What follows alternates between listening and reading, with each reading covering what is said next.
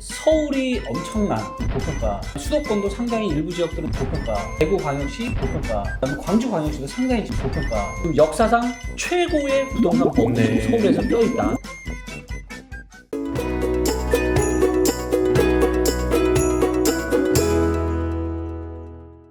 안녕하십니까 매블리TV 시청자 여러분. 오늘은 빅데이터 기반으로 부동산 시장 전망하는 AI 프로그램 리치고를 운영하고 계시는 김기원 데이터노우즈 대표님 모시고 말씀 나눠보겠습니다. 리치고가 올해 이제 전망하기를 올 서울 수도권은 별로 이제 시세가 상승할 여지가 별로 없고 지방 부동산이 좀 많이 오를 거라고 예상을 했다고 해요.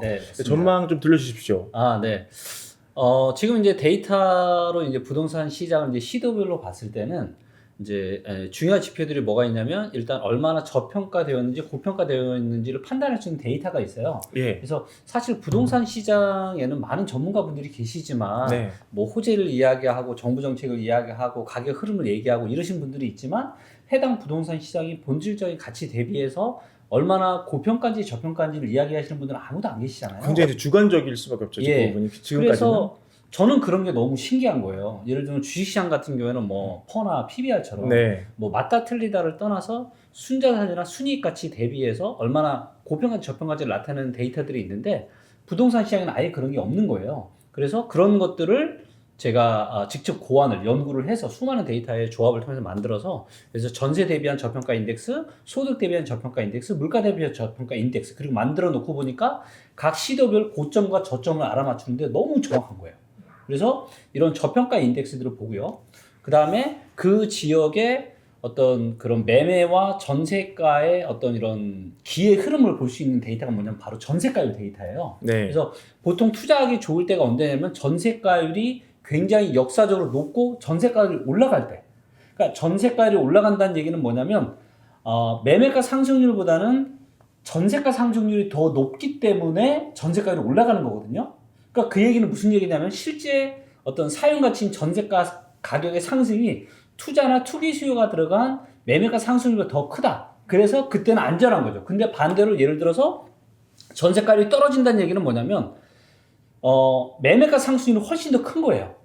전세가 상승률보다. 그렇기 때문에 실제 사용가치인 전세보다 투기 수요가 훨씬 더 많이 들어간 매매가 상승률이 크다는 그만큼 사람들의 심리가 투기 쪽으로 많이 기울어져 있다라는 거고 그런 시간이 3년, 4년 지나면 점점 위험해지는 거죠. 그래서 그런 전세가율 데이터 또 많은 분들이 알고 있는 입주 물량 데이터, 미분양 데이터 여러 가지 이런 데이터들을 가지고 이제 각 시도별로 이제 의사결정을 하는 건데요. 지금 이제 데이터로 봤을 때 서울이 엄청나게 지금 고평가되어 있고요. 그 다음에 수도권도 상당히 일부 지역들은 고평가되어 있고 대구광역시 그 다음에 광주광역시도 상당히 지금 고평가되어 있고 대전도 제가 이제 2018년 초에 나온 그 빅데이터 부동산 책에서는 모든 데이터가 다 좋아서 올라갈 수밖에 없는 지역이라고 제가 꼭 집어서 얘기했던 데인데 최근에 너무 급등을 하면서 최근에 굉장히 지금 고평가도 되어가고 있고요. 근데 반대로 지방 그러니까 예를 들면 수도권이나 주요 광역시가 꾸준하게 올랐던 그 기간 동안 충남, 충북, 전북, 경남, 경북, 강원도는요. 뭐 심각한 데는 2015년부터 하락한 데도 있고 2018년부터 하락한 데도 있고 그래서 굉장히 최근 몇 년 또 하락을 면치 못했습니다. 근데 이런 지역들이 작년 초중반서부터 이제 반등을 치고 올라온 거죠. 그래서 이제 제가 2020년 초에 제가 어떤 시장에 대한 전망을 할 때 이제는 서울 및 주요 수도권은 2020년과 21년을 기점으로 지는 해가 될 거고 바로 이제 크게 뭐 폭락한다든가 지는 해가 될 거고 지방은 떠오르는 해가 될 거다. 근데 지방 제가 말씀드린 그 6군데의 지방이 전부 다 2020년에 전부 다 턴어라운드해서 지금 굉장히 되게 흐름이 좋고 앞으로도 흐름이 좋을 수밖에 없게끔 나와 있고요. 근데 하지만 서울 및 이제 주요 몇 년 동안 계속 오른 데는 지금 점점 위험해지고 있다. 이렇게 말씀 좀 드릴 수 있겠고요. 어떻게 데이터를 좀 보면서 그러시죠. 6개 권역 말씀하셨는데 그거 위주로 일단 설명을 한번 들어보고 싶습니다. 일단 대표적으로 서울의 데이터를 먼저 좀 보여드릴게요. 서울에 이제 아무래도 많은 분들이 관심이 있을 수밖에 없기 때문에 여기서 이제 데이터에 대한 출처를 뭐 시세로 볼 수도 있고 지수로 볼 수도 있고 한데요. 일단은 많은 분들이 보는 게 지수니까 지수를 먼저 보도록 하겠고요. 지수는 뭐냐면 샘플 데이터예요. 그래서 대한민국에 아파트가 100개가 있다. 서울에 100개가 있다. 이 100개의 실제 매매가를 가지고 만든 데이터가 아니라 그중에 샘플링해서 만든 데이터예요. 그렇기 때문에 실제 가격, 실제 제곱미터당 가격을 나타내는 게 바로 시세 데이터인데 네. 시세 데이터랑은 좀 다른데 일단 지수 데이터를 먼저 좀 보도록 하겠고요. 네. 보시는 것처럼 최근에 계속 지금 쭉쭉 올라가고 있죠. 특히 작년 중순서부터 그죠? 지금 계속 상승의 크기가 좀 커졌죠. 그래서 이렇게 이제 그래프가 가팔라지고 있고 전세도 보시는 것처럼 작년 하반기에 2014년 이후로 이렇게 큰 상승세가 없었어요. 전세가 지금 엄청나게 지금 전세가 급등을 하고 있다. 그리고 요 데이터는 뭐냐면 저평가 인덱스 세 가지 중에 한 가지인데요. 요게 이제 전세 대비한 저평가 인덱스입니다. 그래서 전세는 투자 목적이 1도 없잖아요. 그렇기 때문에 실제 사용 가치인 전세 대비해서 매매가가 얼마나 고평가 되는지를 보여주는 데이터인데 얘를 보면 언제가 제일 좋았어요? 16년 5월, 4월, 5월, 6월. 그래서 이때가 전세 대비해서 서울의 아파트의 매매가가 가장 쌌을 때가 이때예요. 상승 초입. 네, 상승 초입이네요. 네. 그때. 그리고 이렇게 보니까 7월 7일 대책이 언제 터졌냐? 2017년 8일 대책이 있죠. 8일 대책. 네. 그죠? 이때 뭐라 그러냐면 많은 부동산 전문가들이 수도권의 입주 폭탄 2017년, 2018년, 2019년까지 상당히 많은 입주 폭탄이 있고 정부가 본격적으로 대출 규제를 하니까 앞으로 수도권 아파트 못 오른다, 오르기 힘들다라는 전망을 80% 이상의 전문가가 했었는데 저는 뭐라 그러냐? 네. 무슨 소리냐? 아직은 엄청나게 지금 저평가 되어 있고 정부가 규제를 시작한다고 해도 정부의 규제가 4년, 5년째까지는 사실은 큰 힘을 발휘하지 못하거든요. 4년, 5년째가 돼야 뭔가 그때서부터 이상 신호가 발생하는데 예. 정부 규제의 초입이기 때문에 아직은 문제가 없다. 그래서 아니나 다를까 이때 이후로 매매가 전세가 엄청 많이 올랐죠. 근데 지금 어때요? 마이너스 17.8%죠. 네. 그리고 지난 6년 동안 봤을 때 거의 가장 제일 안 좋죠. 네, 그 얘기는 무슨 얘기냐면 그만큼 지금 실제 사용 가치인 전세 대비해서 서울의 지금 매매가는 한 18% 정도 고평가되어 있고 요게 전국에서 몇 등이냐면요. 17등입니다. 꼴등이 세종이고요. 세종이 올해 제일 많이 올랐잖아요. 2020년에. 그래서 2020년에 제일 많이 올라서 세종이 거의 마이너스 30%에 가까운 고평가 상태고 그리고 어디가 저평가냐면 충북, 경북, 전북, 충남, 경남. 제가 앞으로 좋아질 수밖에 없다라고 말씀드렸던 지방 지역들이 여기는 저평가가 다 좋아요. 그죠? 자, 그리고 소득 대비한 저평가 인덱스를 볼게요. 자, 소득 대비, 그러니까 아파트가 소득 대비해서 얼마나 비싸냐 싼지냐는 이거는 뭐 제가 만든 데이터가 아니라 이거는 글로벌하게 부동산 시장의 고평가나 저평가를 판단하는 데이터예요. 나라별 도시를 비교할 때도 보통 쓰죠, 이런 거. 그렇죠, 그렇죠. 네. 그런데 이거를 저희 리치고 팀에서 자체적으로 만들었습니다. 뭘 가지고 만들었냐면 소득을 가지고 만든 게 아니고요. 처분 가능 소득으로 만들었어요. 그러니까 소득은 예를 들면 연봉이 1억이면 1억이 내 소득인데 처분 가능 소득은 뭐냐면 거기서 사대보험 빼고 세금 빼고 실제 통장에 꽂히는 돈. 근데 사실은 그 돈이 중요한 거잖아요. 그렇죠. 근데 처분 가능 소득이 지금 소득은 계속 커지는데 처분 가능 소득은 멈췄어요. 왜냐하면 세금을 국가에서 그만큼 더 많이 떼기 때문에. 그렇군요. 예. 그래서 일단 처분 가능 소득으로 PIR 데이터를 만드는 게 정확하다. 그래서 PIR로 만들고 있고요. 그래서 보시는 것처럼 과거에 2008년 5월, 6월 달 이때가 제일 높았어요. 30.4였습니다. 그리고 이때가 서울 아파트 시장의 고점이었죠. 그리고 서울 아파트 시장의 저점이 언제였어요? 14년, 15년이었습니다. 이때가 가장 쌌어요. 근데 보시는 것처럼 소득 대비해서도 이때가 가장 저렴하죠. 그죠? 그러니까 이 데이터 딱 하나만 가지고 서울 아파트를 사도 손해볼 일이 없는 거야. 자, 그런데 지금 어때요? 31.2입니다. 지금 역사상 가장 많이 고평가되어 있어요. 2008년 이후로 이제 가장 고평가되어 있죠. 그래서 소득 대비해서 지금 엄청나게 지금 고평가되어 있다. 이런 말씀을 드릴 수 있겠고요. 자, 근데 여기서 조금 더 심각한 데이터를 제가 보여드릴게요. 제가 지수 데이터는 샘플 데이터라고 말씀드렸잖아요.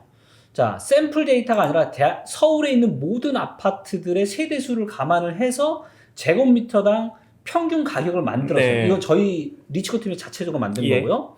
그래서 이게 시세 데이터인데 시세 데이터 기준으로 보잖아요. 2008년이 18.5였는데 지금 얼마냐면 28이에요. 그러니까 소득 대비해서 과거에 그 어떤 때보다 지금 엄청나게 지금 고평가 되어 있는 거죠. 그래서 지금 실제 아파트 가격으로 보면은 지금 역사상 최고의 부동산 버블이 지금 서울에서 껴있다. 이런 말씀 좀 드릴 수 있겠고요. 자, 그 다음에 이제 물가 대비한 저평가 인덱스를 좀 보도록 하겠습니다. 자, 요게 이제 물가 대비한 저평가 인덱스인데 보시는 것처럼 물가 대비 쌌을 때가 언제냐면 2000년 초반. 이때 샀으면 좋았고요. 언제 고평가냐면 2007년, 8년. 특히 2008년 중순이 33.9%였어요. 물가 대비해서. 네. 그렇죠? 그다음에 언제가 제일 쌌냐면 2013년 9월 달. 이때가 거의 가장 최고 저점이었거든요. 그리고 2015년까지도 요 데이터가 좋았어요. 네. 그러니까 물가 대비해서 이때가 쌌던 거죠. 그런데 지금 얼마예요? 마이너스 35.8이에요. 그러니까 금융위기 때보다 더 지금 물가보다 더 고평가되어 있다. 부동산은 실물 자산이기 때문에 물가가 올라가는 속도만큼 아파트가격이 올라가는 거는 정상이라고 놓고 본 거죠. 그런데 지금은 어때요? 물가 대비해서 역사상 지금 가장 고평가되어 있다. 네. 네. 자, 그 다음에 또 요게 이제 주택 구매력 지수라고 해서 요게 또 굉장히 중요한 데이터인데요. 그 이제 최근에 이제 부동산 시장이 계속 더 갈 수 있다라고 근거를 이야기하시는 분들이 많이 이야기하는 게 뭐냐면 지금은 초저금리 아니냐 이런 말씀들을 하시잖아요. 그 말씀 제가 드리려고 했습니다. 네네. 그래서 금리가 너무 싸니까 당연히 부동산이 더 갈 수밖에 없다. 그런데 이거는 뭐랑 똑같냐면요. 금리라는 꼬리 하나 데이터를 가지고 코끼리 전체를 판단하는 거랑 똑같은 거예요. 그래서 금리만 가지고 판단하시면 안 되고요. 네. 금리와 사람들의 소득과 아파트의 가격이 들어간 주택 구매력 지수를 판단하시는 게 좋아요. 주택 구매력 지수 데이터는 뭐냐면 중간 정도의 소득을 가진 사람이 중간 정도의 아파트를 샀을 때 대출 껴서 샀을 때 이자를 상환할 수 있는 부담을 나타내는 데이터예요. 그렇군요. 그래서 그러니까 금리라는 변수가 반영된 수치. 반영이 된 거죠. 네. 그래서 얘가 이렇게 밑에 있을 때는 뭐냐면 그러니까 대출 이자 납입하기가 너무 부담스러운 거예요, 지금. 그렇죠. 대출 금리를. 근데 이때가 고점이었죠. 2007년, 8년. 네. 그리고 제일 좋았을 때가 언제였어요? 14년 3월, 15년 3월. 네. 이 데이터도 마찬가지로 14, 15년이 가장 좋았다. 그런데 지금 또 사상 초유의 저금리에도 불구하고 지금 몇 가지 내려왔어요? 41.5까지 내려왔고요. 지금 거의 2007년, 8년 이때쯤과 유사해졌어요. 네. 사상 초유의 저금리에도 불구하고. 그래서 지금 굉장히 여러 가지 이런 데이터로 봤을 때는 지금 역사상 상당히 지금 버블이 좀 많이 껴있다. 서울 데이터죠. 서울 데이터. 네. 예. 그 다음에 이게 이제 전세가율 데이터인데요. 네. 자, 전세가율을 보시면 언제가 고점이냐면 전세가율이 높을 때 투자해야 돼. 이럴 때. 네. 고점일 때. 2001년 9월 달에 이때 샀으면 좋았겠죠? 예. 그리고 이때부터 4, 5년 지난 다음에 언제냐면 2006년, 7년 이때서부터는 좀 조심해야 되는 거예요. 그리고 이때가 마지막 상승 나왔었죠? 그리고 바닥 찍고 올라가죠. 이때. 네. 바닥 찍고 올라간다는 얘기는 뭐냐면 전세가는 계속 올라가는데 매매가가 떨어지는 거예요. 그러니까 얘가 지금 이렇게 올라가는 거죠. 네. 근데 이렇게 올라갈 때는 어때요? 서울 아파트 시장이 대세 하락이 왔었죠. 2010년, 11년, 12년, 13년 기억하시는지 모르겠지만 서울의 본격적인 대세 하락은 2010년부터 시작이 됐고요. 예. 그리고 거의 만 4년 가까이 유지가 됐었습니다. 그렇죠. 근데 이때는 전세가율이 올라갔어요. 그러니까 지금 많은 또 분들이 무슨 이야기를 하시냐면 지금 전세가가 다시 올라가니까 전세가가 매매가를 또 떠받칠 거 아니냐. 그렇죠. 밀어 올린다 이런 얘기 많이 하잖아요. 그렇죠. 자, 그런데 그 말이 맞긴 맞아요. 맞긴 맞는데 근데 언제나 맞는 말은 아니다라는 거죠. 이때는 그럼 어떻게 설명할 거예요? 그러니까 2010년 이후로 전세금이 계속 올라갔다는 얘기를 해주는 거죠, 저 데이터가. 그렇진 않은데 비율인데 비율이 네, 정확하게 보시면 제가 여기서 데이터를 보여드릴게요. 자, 보시면 2000 이제 금융위기 터지고 나서 보시면 보세요. 매매가는 이렇게 떨어지죠. 이게 마이너스 나오죠. 계속 마이너스로 떨어지는데 전세가는 어떻게 돼요? 계속 플러스죠. 매매가는 떨어지는데 전세가가 올라가니까 전세가율이 올라가는 거예요. 네. 그래서 이렇게 그리고 전세가는 거의 보시면 아시겠지만 거의 떨어진 적이 없어요. 거의 떨어진 적이 없습니다. 네, 전세가는 항상 계속 올라갈 수밖에 없습니다. 하시고 싶은 말씀이 이제 그 구간에 이제 서울 집값이 떨어지는 구간에 전세금은 실제로 소폭이 나면 계속 상승을 유지해 왔다. 그렇죠. 왜냐하면 어떤 이유 때문에 그러냐면요. 집은 선택지가 없어요. 내 집으로 사거나 아니면 빌려서 살거나. 근데 만약에 대세 하락기가 오잖아요. 그럼 사람들이 집을 사요, 안 사요? 안 사죠. 안 사죠. 그럼 그 수요가 다 어디로 가요? 전세 시장. 전세로 가죠. 그렇기 때문에 전세가 매매 시장의 대세 하락기에도 전세는 우상향을 할 가능성이 많은데 이것도 거의 지금 저는 굉장히 위험한 수준까지 왔다. 왜냐하면 지금 금리가 떨어질수록 금리가 지금 중장기적으로 봤을 때 금리가 계속 떨어져 왔잖아요. 금리가 떨어지니까 집주인 입장에서는 옛날에는 전세금 10억만 받아도 은행에다 넣어놓으면 이자가 정말 많았는데 이제는 10억 넣어놔봐야 금리가 너무 싸기 때문에 그 돈 받아서 전세금 해봐야 별로 이렇게 써먹을 데가 없어요. 네. 그렇기 때문에 10억 받던 전세를 13억, 15억 계속 높여서 받을 수밖에 없죠. 예. 그래서 금리가 떨어질수록 전세금은 올라갈 수밖에 없는 네. 이런 기본적인 그런 구조를 갖고 있는 거고요. 네. 근데 제가 염려하는 건 뭐냐면 이게 지금 이제 굉장히 옛날에는 전세가율이 뭐 엄청 그렇게 높지가 않았어요. 근데 지금은 전세가율이 꽤 높거든요. 근데 이렇게 전세가율이 이런 상황에서도 많이 나왔던, 대세하락에 많이 나왔던 얘기가 뭐예요? 하우스푸어 얘기예요. 하우스푸어. 네. 근데 만약에 앞으로 혹시라도 또다시 하우스푸어 문제가 발생을 한다라면 네. 그때는 굉장히 심각해질 수 있다. 왜? 지금은 전세가와 매매가가 예전보다 역사적으로 굉장히 많이 지금 붙어 있는 상황이기 때문에 매매가가 떨어지면 전세가 밑으로 떨어질 수 있어요. 그리고 실제로 그런 일이 발생했던 게 하우스푸어고. 근데 앞으로 그런 일이 발생하면은 이거는 전세금마저, 근데 그 전세금도 사실은 다 대출이잖아요. 그러니까 최근에 이렇게 아파트 가격이 많이 올라갈 수밖에 없었던 이유가 여러 가지가 있지만 그 중에 또 대표적인 한 가지가 뭐냐면 쉬운 전세자금 대출. 네. 예, 그냥 5억까지는 그냥 80% 그냥 막 해주잖아요. 너무 쉽게. 그러니까 사실 아파트에 살 수 있는 형편이 안 되는 분들도 금리는 싸지, 정부에서 80%까지 대출해주지, 전세 사는 거죠. 그렇기 때문에 전세 가격이 받쳐주니까 매매 가격이 계속 지금 올라왔던 건데 이런 부분들이 점점 위험해지고 있다. 그렇게 말씀드릴 수 있고요. 네. 그러니까 데이터로 봤을 때 이 빅데이터는 이제 네. 이 서울 집값의 어떤 지나친 고평가 네. 이런 걸 예측을 하고 있는데 네. 그러면 이 대표님이 이런 데이터를 보면서 추정을 했을 때 네. 올해 부동산 시장 서울 수도권 네. 뭐 이후 이제 내년, 내후년 네. 어떤 식으로 흘러갈 가능성이 높다고 판단을 하세요? 지금의 자산 시장은 제 개인적인 사견으로는 네. 2007년에 어느 즈음과 굉장히 유사하다라고 보여지고 있어요. 네. 그러니까 2007년에도 어떤 일이 있었냐를 저희가 한번 생각을 해보면 사람들이 줄 서서 펀드 가입했고요. 그 다음에 아파트 못 사서 안달이 났습니다. 난리가 났어요. 네. 그리고 굉장히 정부의 규제에도 불구하고 엄청나게 계속 상승을 했고 그래서 사람들이 주식하고 부동산 안 하면은 이제는 바보 취급을 받던 시기가 2007년이었고요. 근데 그런 시기가 지금 2020년, 21년이다라는 거죠. 굉장히 유사한 흐름이고요. 자, 그런데 당장 아파트 가격이 떨어질 수 있는 그런 요인이 보이느냐? 그렇진 않아요. 굉장히 고평가되어 있지만 여기에 뭔가 트리거가 있어야 되거든요. 2008년에는 이제 금융위기가 강력한 트리거가 있었잖아요. 그렇죠. 근데 지금은 정부 규제라고 하는 강력한 트리거가 있고요. 이제 올해 중순 이후서부터는 보유세가 엄청나게 급증을 하기 시작합니다. 그래서 본격적인 세금 폭탄이 시작이 되고 있고요. 그리고 지금 본질적인 가치 대비해서, 그러니까 전체적인 부동산 시장이 굉장히 지금 고평가되어 있다는 걸 알 수가 있는 데이터가 있는데, 저희가 GDP 대비한 그러니까 우리가 버핏 지수라고 해서 GDP 대비해서 주식시장 시가총액이 어느 정도 되는지를 보고 판단하는 그런 데이터들이 있잖아요. 요새 회자가 되고 있죠. 그렇죠. 그래서 제가 이제 조만간 이번 달 말 정도에 또 이 두 번째 책이 또 출시가 될 예정인데 거기에도 지금 들어가는 요 데이터인데 이게 뭐냐면 GDP 대비한 아파트 시가총액 데이터예요.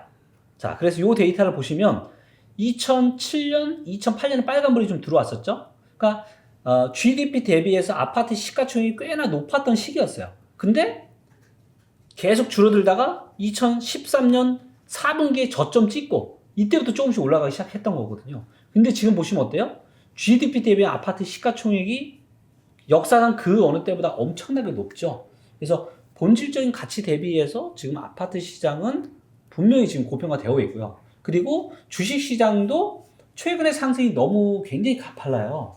예, 그리고 지금 최근 기사 혹시 보셨는지 모르겠지만 할아버지 분들이 주식 투자도 아예 안 하시는 할아버지 분들이 증권사 객잔에서 좀 줄을 서서 손자 손녀들한테 주식 계좌 만들어 준다고 지금 줄을 서고 있거든요. 약간 휴먼 인디케이터 같이 이제 얘기하신 분이 있잖아요. 그렇죠. 근데 이게 사실은 굉장히 중요해요. 그만큼 뭐냐면 대중들은 지금 한쪽으로 투기와 탐욕 쪽으로 굉장히 극단으로 많이 가 있다라는 거. 이런 버블이 사실은 어디까지 갈지는 아무도 알 수 없습니다. 알 수 없지만 분명한 건 점점 위험해지고 있다라는 것이고, 그리고 이런 것들이 제가 봤을 때 올해 중순, 올해 가을, 그래서 올해 하반기 어느 즈음이나 내년 상반기 즈음부터는 뭔가 좀 많은 좀 변화의 흐름이 좀 나타나지 않을까. 올해 하반기나 그렇게? 내년 상반기에는 네. 어떤 큰 흐름이 좀 네. 바뀌지 않을까 예상하시는군요. 네. 예, 이 시청자분들이 조금 이제 직관적인 이해를 돕기 위해서 네. 제가 좀 다른 질문을 해보겠습니다. 네. 그 사실 지금 이제 그 주택이 없는 분들 네. 사실 엄청난 박탈감 호소가 있거든요. 맞아요. 지금 진짜. 네. 누구는 집 몇 년 전에 사가지고 뭐 5억이 올랐다, 10억이 올랐다 하는데 나는 지금 집도 없고 게다가 맞아요. 전세금까지 뛰고 있으니까 좀 맞아요. 환장을 진짜 화나죠. 노려니까. 네, 진짜. 그래서 이런 분들이 이제 그럼 나는 지금 어떻게 해야 되나? 청약도 네. 또 잘 안 돼요 요새. 그렇죠. 청약이 쉽지 또 뭐 않죠. 신혼 특공이니 뭐 맞아요. 돈도 많이 가가지고 네. 뭐 3, 40대 분들은 방법이 없는데 네. 이런 분들은 어떻게 해야 됩니까 그러면? 데이터는 어떻게 조언을 해주나요? 사실 가장 좋은 건 뭐냐면 네, 사실 우리가 근로소득을 통해서 5천만 원 1억 모으는 거 너무 힘들잖아요. 힘들죠. 근데 부동산 투자를 통해서는 그런 부분들이 사실 그렇게 어렵지 않거든요. 네, 네. 그리고 지역별로 이 부동산 시장의 흐름이 달라요. 예, 그러니까 우리가 많은 사람들이 알기에 서울이 떨어지면 전국이 다 떨어지는 거 알거든요. 일반인들은 잘 모르시는 분들은. 근데 서울과 주요 지역의 흐름과 지방의 흐름이 좀 달라요. 그러니까 아무리 부동산 시장이 수도권이 안 좋아져도 오르는 시장이 있다라는 거죠. 그렇기 때문에 그러면 2008년에 이제 서울 수도권이 이제 막 작살이 나고 있었을 때 네, 그때 지방은 또 오른 데도 있었나요? 많았죠. 그래요? 굉장히 많았어요. 그를 뭐 필요하시면 바로 데이터로 또 예. 보여드릴 수도 있습니다. 네. 거기 많이 올랐다는 데가 어디냐면 부산, 음. 그다음에 제주도, 네, 이런 데는 굉장히 많이 올랐어요. 혹시 네. 대표님이 하시려는 말씀이 그러면 지금 지방에 그렇죠. 투자를 좀 해봐라. 그러니까 만약에 이런 제가 얘기를 지금 무주택자예요. 네. 근데 지금 사실 집값이 계속 오르고 막 전세 너무 화나잖아요. 사실은 나는 이거 진짜 쫓아가기도 힘들어 죽겠는데 집 한 채 잘 사는 사람은 그냥 뭐 쉽게 막 몇 억씩 벌고 하니까. 근데 이런 것들을 데이터를 활용을 해서 할 수가 있습니다. 그래서 지금 2주택까지는 지금 취득세가 많지 않아요. 네. 그래서 지금도 저평가된 곳이 있고요. 조만간 제가 그 출간된 책에 지방에 저평가된 그런 지금이라도 살만한 좋은 지역들을 제가 다 이렇게 데이터로 분석을 또 해놨어요. 네. 그래서 그런 지역들의 좋은 아파트들을 2채 정도 사놓고 그런 인플레이션 상승에 대한 해지를 해놓는 거죠. 그리고 수도권에 계시는 분들은 지금 내 집 마련을 하시기에는 제가 보기에는 너무 위험한 시기고 지금은 이제 진짜 눈 위에서 사시는 거랑 거의 꼭대기 근처에서 사시는 거랑 마찬가지거든요. 근데 뭐냐면 아파트 가격이 오를 때는 레버리지 때문에 굉장히 많은 이익을 보지만 대세 하락기가 오잖아요.